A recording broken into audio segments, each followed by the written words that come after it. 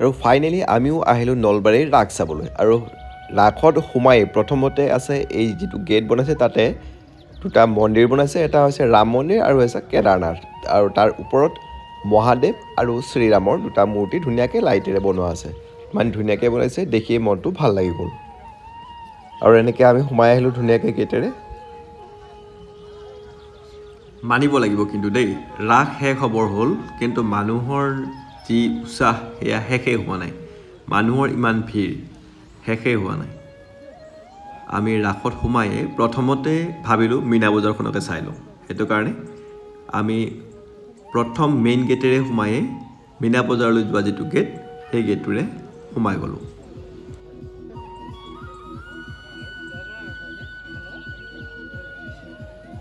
Wow, এইটো দেখোন কিবা ৰাক্ষসৰ নিচিনা বনাইছে। মীনা বজাৰ গেটটো সোমায়েই কোনোবা এটা ৰাক্ষসৰ মুখেৰে সোমাই গ'লোঁ। মানে মীনা বজাৰখন ৰাক্ষসটোৰ পেটত হৈ আছে নিচিনা এটা অনুভৱ হ'ল।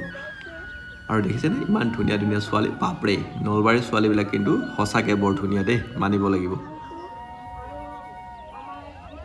আৰু এই মইনাজনী চাওকচোন কিমান হেঁপাহত আহিছে মাকৰ কোলাত বহি।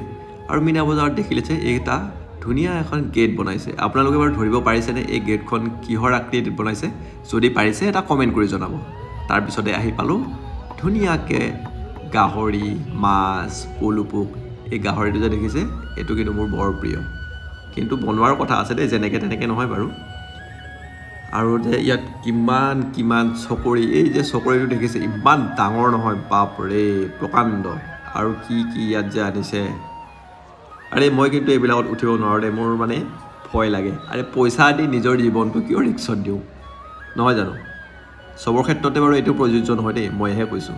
বহুতে উঠি ভাল পায় আৰু সেইটো কাৰণেইতো এইবিলাক চলি আছে ন, কিন্তু মই ভাল নাপাওঁ এইটো উঠিবৰ কাৰণে, মোৰ মানে ইমান এটা ভাল নালাগে। আৰু এইকেইটা দেখিছেনে ইমান ধুনীয়াকৈ লাইটিং কৰিছে এই চকৰিবিলাকত। আৰু কেইটামান নতুন নতুন বস্তু আহিছে, এনেকৈ উঠাৰ পিছত মানে আচৰিত লাগে। এই যে দেখিছে নহয় এখন নৌকাৰ নিচিনা। আৰু এটা বস্তু আনিছে মই দেখাই আছোঁ আপোনালোকক, এই যে ওপৰৰ পৰা তললৈ ঘূৰাই দিয়ে, বাপৰে কেনেকৈ উঠে মানুহে, সিহঁতেই জানে। আৰু এইটো কম স্পীডত ঘূৰে নে, ইয়াৰ পৰা কিবা কাৰণত যদি ওলাই পৰিব লাগিল হ'ল আৰু জীৱন শেষ। সেইটো কাৰণে ইমান ৰিস্ক নোলোৱাই ভাল, মোৰ কথা।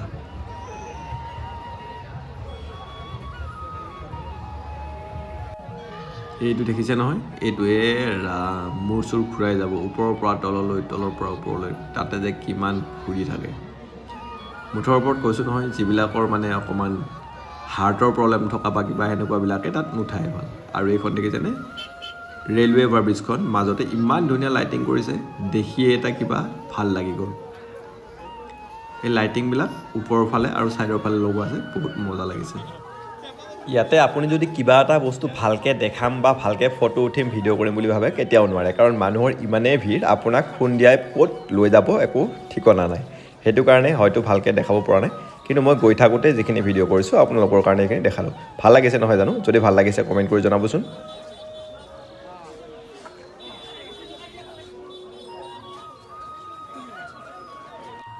আৰু অভাৰব্ৰিজখন পাৰ হৈয়েই সোঁফালে ঠিক অকণমান গ'লেই এইটো আমাৰ যিটো হৰি মন্দিৰটো পোৱা যায়। আৰু হৰি মন্দিৰটোতেই মেইন নলবাৰীৰ ৰাস। আৰু ইয়াৰ ৰাসৰ দেখিছেনে মূৰ্তিবিলাক কিমান ধুনীয়া লাগিছে।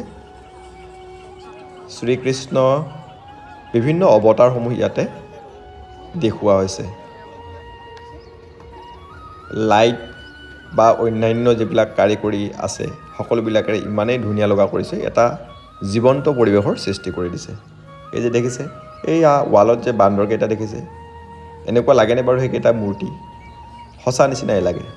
লাইটিং আৰু অন্যান্য সকলো ধৰণৰ কাৰিকৰী যিবিলাক দিশ আছে সকলোবিলাক মিলাই একোটা জীৱন্ত পৰিৱেশৰ সৃষ্টি কৰি দিছে। আৰু এয়া দেখিছে ধুনীয়া এটা নিজৰা বৈ আছে।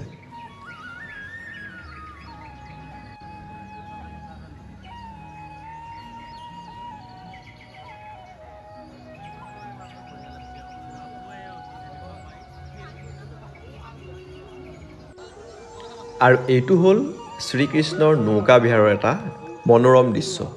ইমান ধুনীয়াকৈ জীৱন্ত ৰূপত সজাই তুলিছে, আচৰিত মানিব লাগিব। কিন্তু যিকেইজন কাৰিকৰে এই কামখিনি কৰে, তেওঁলোকৰ যি হাতৰ বিদ্যা, তেওঁলোকৰ হাতৰ পৰশত এই যে মাটিৰ পুতলাবিলাকো জীৱন্ত ৰূপত আমি দেখিবলৈ পাওঁ। তেওঁলোকক কিন্তু শতকোটি প্ৰণাম, শতকোটি ধন্যবাদ।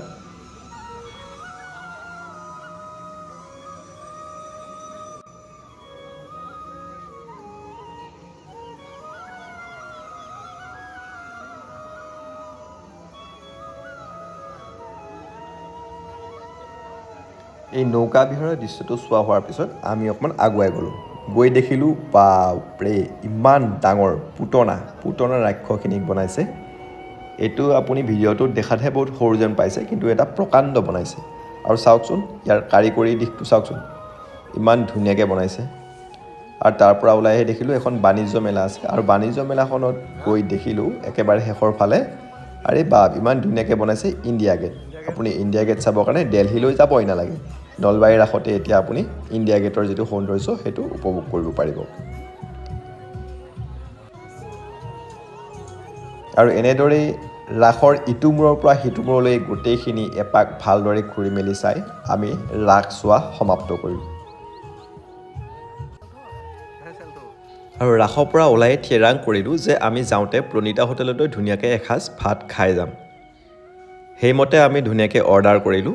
কিন্তু দুখৰ কথা যে আমি অৰ্ডাৰ কৰি পে'মেণ্ট কৰাৰ পিছত যেতিয়া খাবলৈ বহোঁ তেতিয়াহে গম পাওঁ যে ভাত খাবৰ কাৰণে মাছ মাংস একোৱেই এভেইলেবল নাই। তেওঁলোকে পে'মেণ্টটো লৈ ল'লে, কিন্তু তেওঁলোকে যোগান ধৰিব নোৱাৰিলে। গতিকে এনেকুৱা এটা হ'ল যে আমি পইচা দিলোঁ, কিন্তু তেওঁলোকে ৰিটাৰ্ণ কৰিলে পইচাটো, কিন্তু আমি মাছ মাংসও খাব নাপালোঁ, অকল নিৰামিষ ভাত খাব লগা হ'ল। আৰু সিও যিখিনি আমাক আইটেম দিয়া হৈছিলে তাতৰ কোৱালিটি বহুতখিনি বেয়া আছিলে। যে প্ৰণীতা হোটেলৰ যি খাদ্যৰ এটা কোৱালিটি আছে ৰাসৰ মাজত, কিন্তু সেই কোৱালিটিটো আমি নাপালোঁ। হ'ব পাৰে তেওঁলোকে বহুত বেছি গ্ৰাহক হোৱাৰ কাৰণে খাদ্যৰ কোৱালিটি ল' হৈ গৈছিলে। গতিকে তেনেকুৱা কৰিব নালাগে, যিহেতু এখন ৰেপুটেড হোটেল হয়, তেওঁলোকৰ যিটো খাদ্যৰ কোৱালিটি সেইটোৱে মেইনটেইন কৰিব লাগিছিলে। চ' আপোনালোকেও যদি প্ৰণীতা হোটেলত ৰাসৰ মাজত ভাত খাইছিলে, কেনেকুৱা কোৱালিটি পাইছিলে জনাব। আৰু ভিডিঅ'টোত ইমানেই আছিলে। ভিডিঅ'টো চাই কেনেকুৱা লাগিলে কমেণ্ট কৰি জনাব। যদি চেনেলটো প্ৰথমবাৰৰ কাৰণে চাই আছে, চেনেলটো ছাবস্ক্ৰাইব কৰিবলৈকে নাপাহৰিব। চ' আজিলৈকে bye bye and take care.